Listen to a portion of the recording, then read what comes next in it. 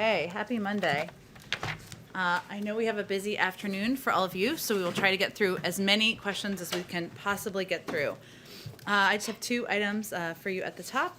This morning, the White House, we released 50 state-by-state fact sheets, in addition to fact sheets for Puerto Rico and the District of Columbia, laying out the critical necessity of passing the American Jobs Plan so we can invest in vital infrastructure, create good-paying jobs, and grow our economy. On the screens behind me, you'll see some of the needs outlined and the tangible difference the jobs plan will make in improving the lives of Americans. So for a few highlights here, from 2010 to 2020, Florida has experienced 22 extreme weather events, costing the state up to $100 billion in damages. The president is calling for $50 billion to improve the resiliency of our infrastructure. Of course, there are many states across the country that have had weather events and have been impacted, but this is just one of the examples. In Michigan, there are more than 1,200 bridges and over 7,300 miles of highway in poor conditions. That's clearly an area that could benefit from funding, including the $115 billion for repairing roads and bridges in the plan. In South Dakota, 13% of South Dakotans do not have access to acceptable broadband speeds. That's something we'd love to improve. Why there's $100 billion to propose to bring universal, reliable, high-speed, and affordable coverage to every family. And in Nevada, finally, 243,000 renters spend more than 30% of their income on rent. One of the reasons the president has proposed investing over $200 billion to increase housing supply. So they're state by state. You should all have them, but what they really do is identify the needs in these states and how this package could benefit. As we've talked about a bit in here, there are different types of funding for infrastructure that would be worked through with Congress as the discussions proceed. Finally, I also wanted to highlight a significant win for American workers in the American auto industry over the weekend, late Saturday night into Sunday morning. As you know, a key part of the president's Build Back Better plan includes a significant increase in the number of electric vehicles and batteries built here in America.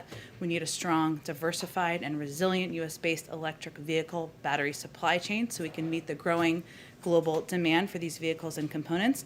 And the settlement we announced over the weekend, or I should say was announced by USTR and others, by SK Innovation and LG, is a positive step that builds confidence in their reliability and responsibility as suppliers to the U.S. auto industry. It's great news for many people in the country, including people of Georgia and other states that are impacted a great deal by this issue. With that, Alex, kick us off. Thanks, Jen. I wanted to ask about the attack on Iran's Natanz nuclear facility. Is there concern within the White House that this will derail ongoing talks to reestablish the Iran nuclear deal? And has there been any effort by the administration to reach out through intermediaries or any other way to Tehran and make clear that the U.S. wasn't involved in these attacks, or in the attack? Well, we of course have seen the reports of the incident at the Natanz enrichment facility. The U.S. was not involved in any manner. We have nothing to add on speculation about the causes or the impacts. I will say on your first question, though, we are focused on the discussions that we expect to proceed this Wednesday in Vienna. To the diplomatic discussions that have been taking place and took place last week. We expect them to be difficult and long. We have not been given any indication about a change in participation for these discussions. And with respect to the semiconductor summit, are there any actions the White House or the federal government can take immediately to address the chip shortage, or is this just the kind of thing that you need reforms and more funding for? And then, does the president see the shortage as a national security issue? We certainly do. I will say there are a number of steps that we believe we can take as a federal government. We believe there needs to be a holistic, long-term, across-government approach. In the near term, we're engaging with industry, as is evidenced by the meeting that's taking place shortly, later this afternoon, as well as our international partners to ensure that American companies are operating on an even playing field. Even before this meeting today, I should say, we have also proposed major investments. That's something we feel the federal government could also do. We've called on Congress to invest $50 billion in semiconductor manufacturing and research, as called for in the Bipartisan CHIPS Act.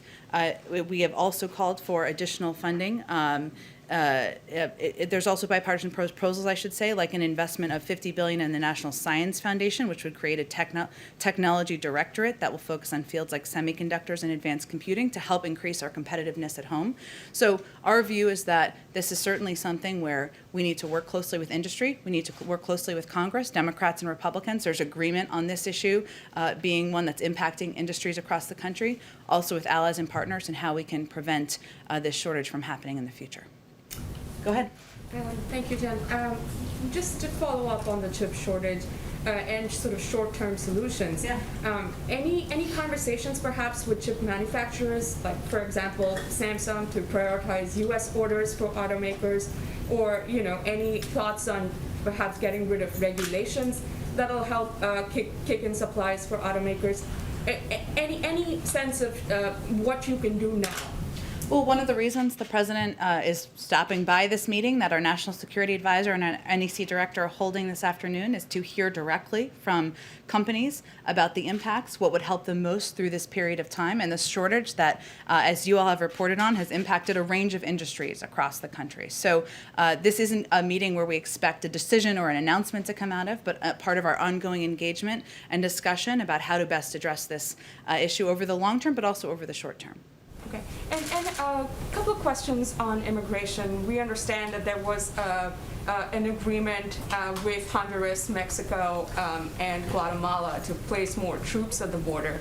And we understand that the vice president was able to secure these commitments, and have seen some numbers on, how many troops will be placed at these borders. But when were these agreements struck? And if you can just give us any sense of what this plan really entails.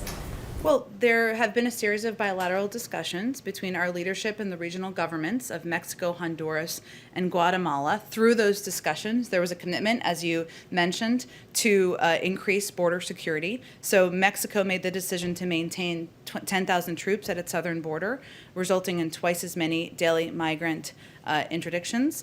Guatemala surged 1,500 police and military personnel to its southern border with Honduras and agreed to set up 12 checkpoints along the migratory route. Honduras surged 7,000 police and military to disperse a large contingent of migrants. As with any diplomatic discussion, these discussions happen at several levels, and certainly, as you know, we have an envoy who has discussions with the region. We've had Roberta Jacobson working for a period of time to help have these discussions with the region about what steps can be taken to help reduce the number of migrants who are coming to the U.S.-Mexico border. So fair to characterize it as these agreements were struck recently, and in the past few weeks? Would it be fair to say that?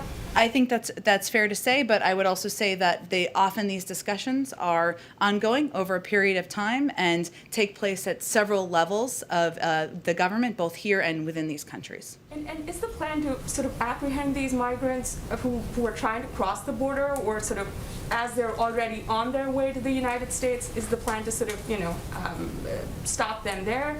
How will this work? You'd have to speak with these countries about how they will be implementing. I think the objective is to make it more difficult to make the journey and make crossing the borders more difficult. Okay, thank you. Go ahead, Kelly. On Minnesota and another officer-involved shooting that resulted in the death of an African-American man, has the White House been in touch with Governor Walz, or are there any resources from the federal government that are being offered?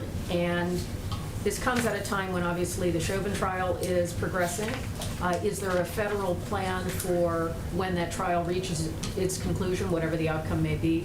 And thirdly, I'm racing through them because we're short on time today. The president had promised as a candidate a police commission that Dr. Rice says will not go forward at this time. It seems obviously that officer-involved interactions with the public are intensely important at the moment. So first on Minnesota, and if you could address the police commission going forward. Sure, and just check me if I don't get to all of your questions. I will try to do my best. Let me first say that we are incredibly saddened. We were incredibly saddened to hear about the loss of life at the hands of law enforcement in Minnesota yesterday. The president has, of course, been briefed. He will have a few words he will share at the top of the semiconductor event that will be starting shortly. Hence, we'll be moving through our questions here about his own thoughts. We are also in touch with the governor, in touch with the mayor, in touch with local law enforcement authorities as well. I would say it is a reminder of the pain, the anger, the trauma, the exhaustion that many communities across the country have felt as we see these incidents continue to occur within just a few miles of where the tragic events happened just a year ago. In terms of the police commission, we have been in very close contact over the course of several months back to the transition with both civil rights activists, with law enforcement authorities and the law enforcement community about what would be most effective moving forward.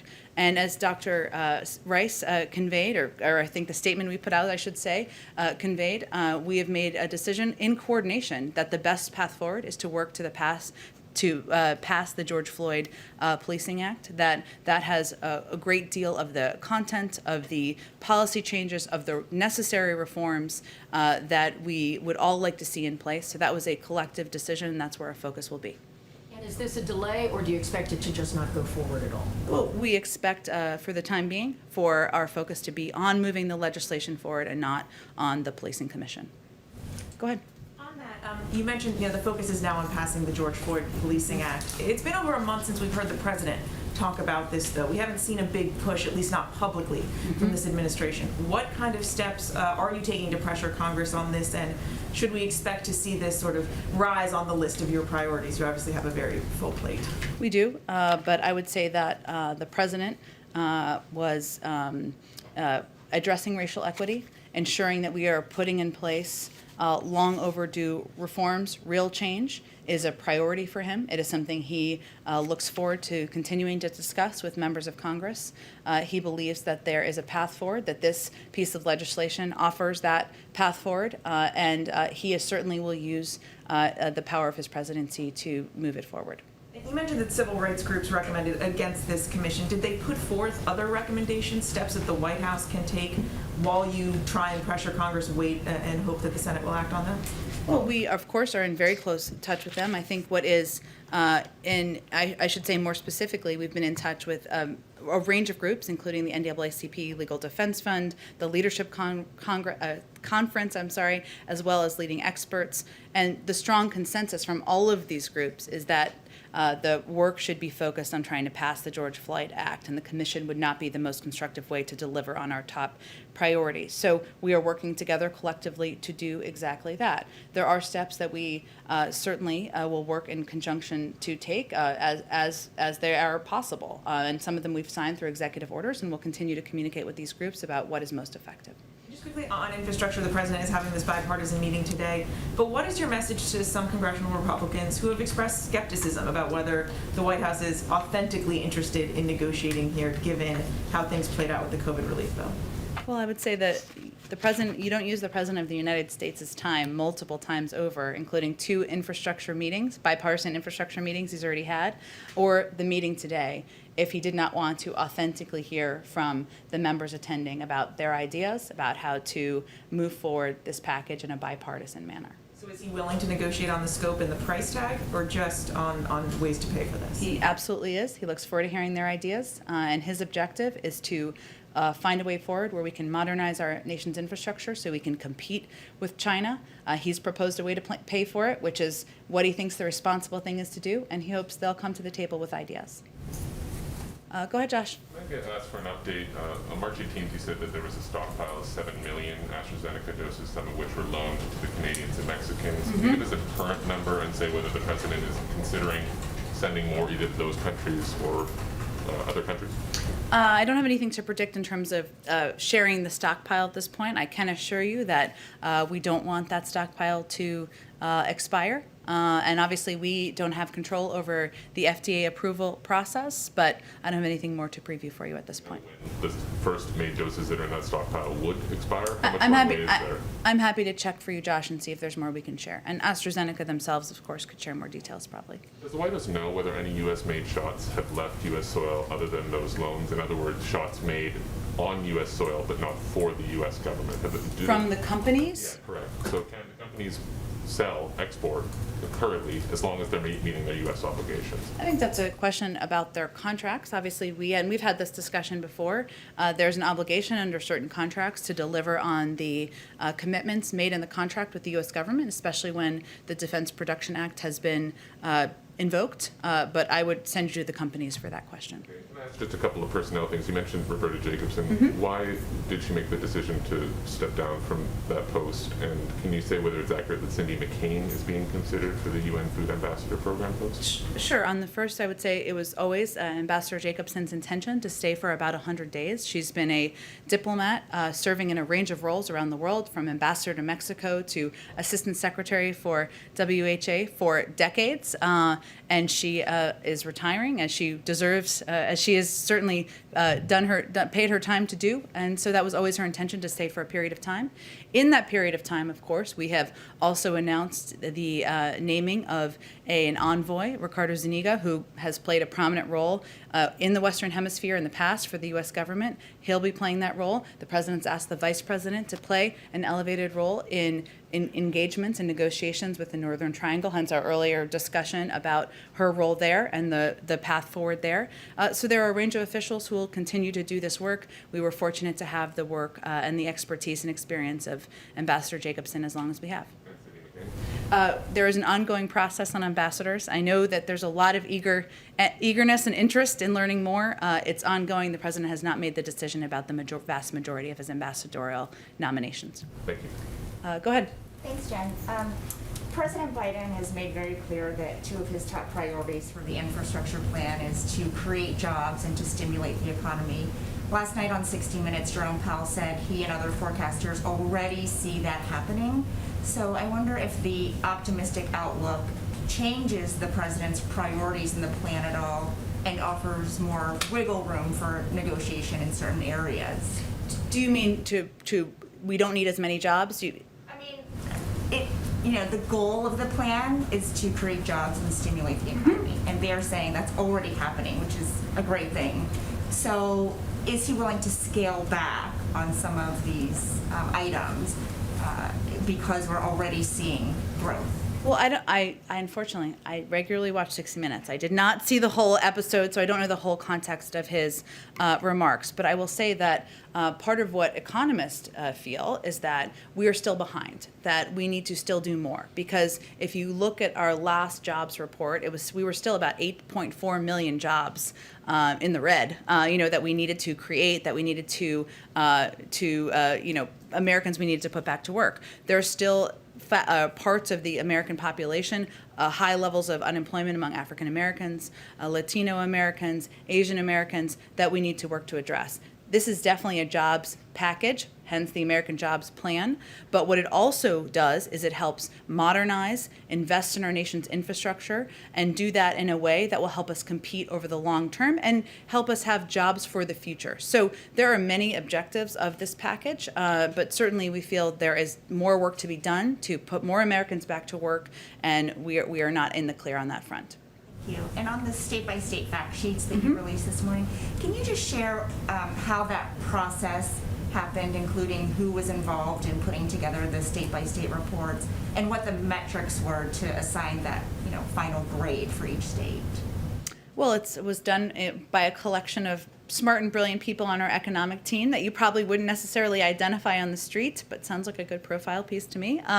But they work to identify what the needs are in the states. I don't know that I have the exact process to outline for you, but maybe you can work with state officials and local departments as well to decide what each state needs. What the needs are. I'm happy to check and see if there's more about the process that we can share. Okay, great. Thank Sure. you. Go ahead. Yes, you talked about paying for the infrastructure bill. Is the president set on raising the corporate tax rate as the way to do that, even though Republicans are saying it's a red line, or is that also open to negotiation? It's all open to negotiation, but I will say that having corporations pay their fair share, raising the rate to a rate that is still lower than it has been, aside from a few years since World War II, the president feels is an entirely reasonable, appropriate, effective way to pay for this package. There are other proposals that have been put out there, including user fees. The president doesn't feel that we should pay for this package on the backs of the American people, but he's certainly eager to hear ideas from Democrats and Republicans on alternatives. And then, Senator John Cornyn called Joe Biden's tweets unimaginably conventional and said that his comments were largely scripted and questioned whether he was really in charge. Does the White House have any reaction to of that? Well, I can confirm that the President of the United States does not spend his time tweeting conspiracy theories. He spends his time working on behalf of the American people. Go ahead. Oh, go ahead. Josh, you went. Go ahead. Me first? Yep, go ahead. Great, thanks, Jen. So just to piggyback off of on the corporate tax rate, Yeah. Senator Manchin said that he only supports raising it to 25%, that that's his line in the sand. What's the White House response to that? And has the President or Secretary Buttigieg spoken to Manchin about that corporate tax rate? Well, we are in regular touch with a range of officials, senators, members of Congress. There have been dozens and dozens of meetings and briefings. I don't have a specific readout of our engagements with Senator Manchin. I'm sure he could share that with all of you.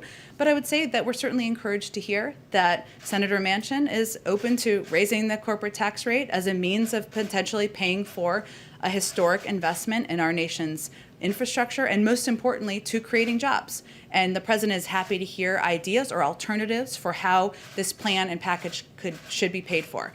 His primary focus is on this investment, on creating jobs, on helping put back to work the millions of men and women who don't have college degrees, on ensuring we're evening the playing field, on doing what we can to compete with China over the long term. There are disagreements about how to pay for it. We're happy to have a discussion about that. And then two more quickly. There appears to be a large deployment of Russian land forces towards the border with Ukraine. What is the administration prepared to do if Russia moves to invade eastern Ukraine? Well, first let me say we are concerned, as I've said in the past, but we've been, of course, watching it over the course of the weekend about the increasing aggression of Russian forces on the border. Secretary Blinken and Secretary Austin are in Brussels this week meeting with their NATO partners, and we will, of course, I'm sure this will be a topic of discussion. We also remain in touch with Ukrainian officials at a range of levels, but I'm not going to get ahead of their discussions that they're having on the ground. And then just on police reform again, you mentioned on Friday that the president is meeting with CBC tomorrow. Is police reform going to be the topic of discussion? Criminal justice reform? What exactly will they be discussing? Sure, there'll be a range of issues discussed. The primary purpose from our perspective is to discuss the American Jobs Plan and how to move that forward. But as is always the case, there will be a range of topics we expect discussed during the meeting. Do we have to gather? It's 12:45. I think it's 1 o'clock. 12:55. Okay, 10 more minutes. Alex is so responsible for keeping track. She is. Yeah, go ahead. When can we expect to see the president announce the American Family Plan that was supposed to be coming soon? When can we look for that? Also, there's some talk about making the expanded child care tax credit permanent. Or is the administration looking at extending it or making it permanent at this point? So the president believes there's a huge benefit of the child tax credit. That's why he put the child tax credit in his ARP, American Rescue Plan, because he feels it's important, it's vital. It will help get the 2 million women who are out of work back to work, hopefully back into the workforce. You'll hear more on the American Families Plan in the coming weeks, but I don't have an exact date for you quite yet. Nothing on whether or not the administration is considering making it permanent or just extending it. I don't have anything more to preview for you on the American Families Plan, although just to reiterate, the president believes the child tax credit is a way to help American families and especially all of the working moms out there who are trying to make ends meet. Go ahead. Me? Yeah, go ahead. So I want to follow up on a question I asked, I feel like it's a month ago now. It may have been. The New York Times last week came out with a story that Mississippi was having a hard time getting folks vaccinated, but it's not just Mississippi. It's a bunch of other rural states, Ohio, Oklahoma. They're at 34% vaccination rate. Even so, opening up vaccines to out-of-staters. I know we talked a little bit about before the preliminary steps, but has the White House been in touch with these governors to see what they can do now? Because of course this impacts herd immunity and the goals of the White House just to get these shots in arm.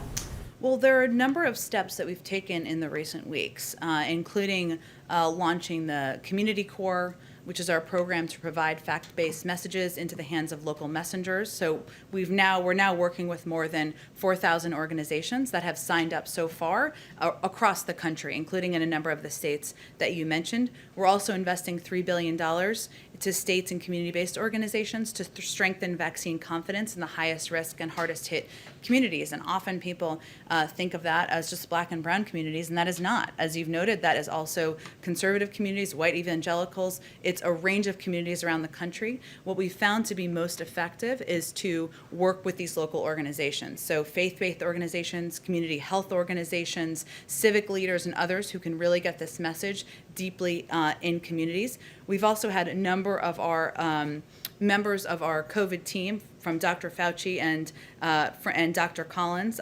participate, as an example, in a range of media interviews. You know, an example is Dr. Collins participated in the 700 Club. Dr. Nunez-Smith hosted a faith leaders roundtable. We're also we've run PSAs on the deadliest catch. We're engaged with NASCAR and Country Music TV. We're looking for a range of creative ways to get directly connected to white conservative communities. We won't always be the best messengers, but we're still trying to meet people where they are, but also empower local organizations. And just quick follow-up, does the White House endorse these states opening up their vaccines to folks from out of state? You know, these do expire, so that rather than them sitting on the shelf, they're going to go to somebody else. Well, these states are all going to have their own implementation plans, and we certainly work with them to advise how to distribute the vaccines as equitably as possible and as effectively and efficiently around states. No state is 100% vaccinated, as we know. So our focus has been working with them on how to get them to the communities that are the hardest hit. Go ahead. Sorry, go ahead and then go ahead. Thanks. So why hasn't President Biden signed the presidential determination that would lift former President Trump's immigration policies, including the 15,000 person refugee cap? It's an issue he remains committed to, as he announced. I just don't have an update on the signing of the paperwork. Okay. And equity was cited as the reason for which the White House decided against surging vaccines in Michigan. The administration is surging FEMA vaccinators. What makes the vaccine different? Well, I think it's important to understand how we've approached vaccine distribution from the beginning. It's done with equity in mind. It's done with the population, the adult population in mind. We don't pick by our friends. We don't pick through a political prism. We pick through what is most effective to be fair and equitable around the country. We also made an announcement during the transition that we were not going to hold on to a big supply. We distribute and get the supply out as quickly as possible. So that's why our focus is on working with states like Michigan to surge testing, surge tracing, surge the distribution of therapeutics, areas where we have the ability to provide additional help, additional resources, but we're not in a place, nor will we be, where we take supply from one state to give it to another. Okay, I see. Go ahead. Follow up on Brittany's question about vaccines. Do you think that the White House has had any part in this, in having a sort of maybe pessimistic message towards some Americans who are skeptical of this administration, who for partisan reasons or otherwise, to see vaccinated people in the cabinet or the president continuing to wear masks around each other, or hearing that things won't be back to normal as the vaccine continues to be distributed? Do you think that that is having a negative effect at all? On people, make sure I understand your question. On people not Skeptical. taking the vaccine? Yeah, of people who are skeptical of the vaccine and who don't trust the Biden administration. Well, look, I think, one, we recognize we're not always the best messengers. That's why we're working with these local organizations and groups, because we certainly know that President Biden and Vice President Harris may not be the right voices in a range of communities across the country. Two, we believe that part of our objective is to model public health guidelines, and that means continuing to wear masks, continuing to hand wash, social distance, because there is still ongoing research on what is most effective and how to prevent distribution and the pandemic traveling further. So I'm not sure I'm understanding your question. Maybe. How do you strike that balance between being a model of the public health guidelines and also not contributing to this sense of hopelessness, perhaps, among people who are skeptical of the vaccine and maybe feel like getting it would not make a difference in their lives anyway? Sure. yeah, I think a big part of what we're trying to do is provide accurate information about what getting a vaccine will enable the American people to do. Hence, the president gave a primetime address where he said, when you get when the vaccine's accessible to you and you get it, we can work towards having backyard barbecues. We've also had a number of officials out there to convey, and we've had, obviously the CDC has put out guidance that says, if you're vaccinated, if your neighbors are vaccinated, you can have dinner inside together. It's a pandemic. We don't think it's easy. We know it's difficult. It's required a lot of sacrifice. But at the same time, we're trying to provide accurate public health-based guidance on what people can do once they have taken the vaccine. Go ahead in the back. Thank you very much, Jen. To East Asia question, if I Okay. may. On John Kerry's potential visit to Shanghai, what's President Biden's expectation of that? Of John Kerry's visit? To Shanghai. Well, certainly he'll be focused on discussing climate and how we can work with leaders around the region to get control of the climate crisis. But I would send you to the State Department because that's where he works. And also on the CHIP summit, according to South Korea media, Korea Economic Daily, quote, industry watchers say following this White House meeting, Samsung may be forced to make a decision on its new U.S. factory sooner and build a production line for automotive chips, given the dire shortage of such chips in the United States. Well, I know we'll put out a readout after the meeting, but the purpose of the meeting is really to consult with these business leaders about how we can help address the shortage. Let me just get around to the back, and then Quick I know you have to follow-ups. gather soon. Oh, Go ahead. Iran, immigration, they're all follow-ups. On Iran, the foreign minister is vowing revenge against Israel for its alleged attack on its nuclear facilities. Israel's not denied this. How concerned is the White House, is the president, that the actions of an ally potentially maybe derailing efforts by the White House to get Iran back into compliance under the JCPOA? Well, I think I answered a version of this question earlier, but let me try again. Israel, we haven't talked about it. Well, again, we've seen the reports.